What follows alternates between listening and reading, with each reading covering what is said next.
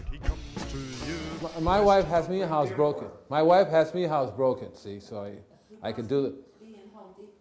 Home Depot, we're shooting, right? Yeah. That's fine, we're doing okay, as long as we're happy, you know. Do you have to feed things? Yes. If you don't feed them, and the way I work is I don't really feed things. We deal with the soil. Come on in, come on in, come on down. You feed the soil. I tell people I don't do tree treatments. I'm probably the world's strangest arborist you're going to find. I'm an arborist, but we don't use any chemicals. I don't use any. Come on in, come on in. You missed all the giveaway of the car. But have a seat. You'll be back? She's something I said wrong. It's okay, I understand. I don't take it personal anymore. Oh yeah, I used to just go home and one person walked out on me today and it hit the whip, you know, in the back, 20 lashes of blood. Yeah, and my wife said, you gotta calm down, man. Actually, I've been doing this since the 6th grade, standing in front of people, talking to people. By the 9th grade, I had 150 customers. Yeah, and I didn't do phys ed because, you know, they wanted me to do phys ed. I was good at it. I have 5 brothers. They all play football, basketball, everything. Me, I said, I want to do raised beds. I said, let's do a vegetable garden instead of phys ed. They said, you can't do that. Why not? Well, you can't do it. So I took home ed. Am I talking loud enough? Okay, so I took home ed so that I can get credit for my phys ed. So in home ed, I did the gardening. I did raised beds around my junior high school. And in order for me to go to a high school, my parents went over there and said, well, here's the deal. Andy wants to do home ed so he can continue with his gardening things. And some would say, no, you're going to another school. Yeah, you can do it. So I would take home ed, and I landscaped the high school, edible. I used to say, hey, let's do tomatoes. Let's do lettuce. Let's do... It was the weirdest things. And I had raised beds, and I would have fights with maintenance people. Oh, that nice old guy would come out and make a janitor, and I think that's what it was in those days, you know. He would come out and say, I'm going to help you. You get this bag. And he started putting, I go, no! I got in a fight with him in the paper. Kid beats up janitor, you know. Anyway, I've never used any chemicals, but so the scenario, like here, we were talking about this is a botanical garden, right? This is supposed to be a place where like everything should be amazing, right? You go there, you go, oh, wow, look at that, wow. Well, I walk around and go, oh, poor thing, oh, poor thing, oh, poor thing, oh, look good. Are you feeding it? No, okay, yeah, right? We just started another place yesterday, and I've been going there for about, 2 years now, Jeff? 2 years. The first year, not everything was dying, but the lady hadn't fed anything, and not enough water, and everything, everything was like, just let me go, you know, fruit trees or whatever hadn't been pruned. We was just there yesterday. We have a video of it. Beautiful. She's going to have mulberries. She's going to have plums. She's going to have, what are the other things? Apricots. And it's just persimmons. And you should see the trees. There's one particular pine tree wasn't doing too good, and now it's like, and then the other pine tree has doubled in size. And all you really do, especially, you know, it's out in the country, no ant problem. Any snails out there, Jeff? No snail problem. In the city, major ant problem, major snail problem. I was in Beverly Hills the other day, and a lady says, I had a certified arborist come out here, and he says we have malaria in the soil, so we have to cut the water out, stop watering the plants, and just let them die, and then don't plant anything, and that's how you control the disease. Wonderful. Well, that's not the way you're supposed to control the disease. You're supposed to say, well, when's the last time you put compost in the ground? When's the last time you put rock dust? You know what rock dust is? Rock dust? No. Rock phosphorus? That's close. It's a form of rock dust, you know, gypsum.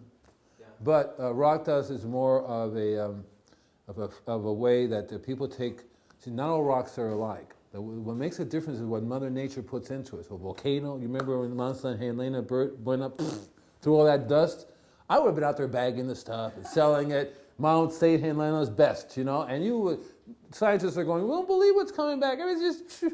I had a dream the other day about making a big giant Alka-Seltzer pill of rock dust. You put it in the river, you know, in the ocean, you know? And so rock dust is Mother Nature's way of putting the minerals back again.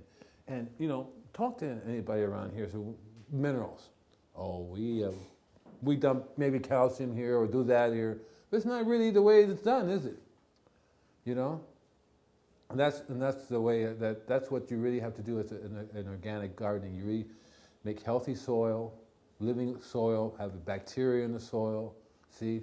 Good living things. City water kills the soil all the time. The chlorine?